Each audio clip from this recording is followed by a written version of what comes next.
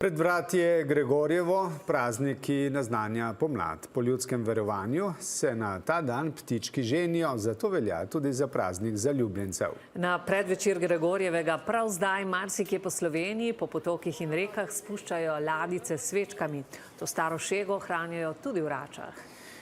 In tam je Jana Ujčič. Jana, v Račah je spust Gregorčkov namenjen predvsem najmlajšim. Tako je planinsko društvo Framje za najmlajše Cici planince znova pričaralo čudovit spust Gregorčkov, ki so jih otroci izdelali v vrtcih ali pa skupaj s starši.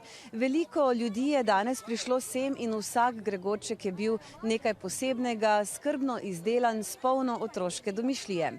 Spustili so jih po potoku v središču Rač in jim sledili, kako so pluli kakšnih 100 metrov, nato pa so jih s pomočjo gasilcev polovili iz potoka, da ne bi Gregorčki ostali odpadki v naravi.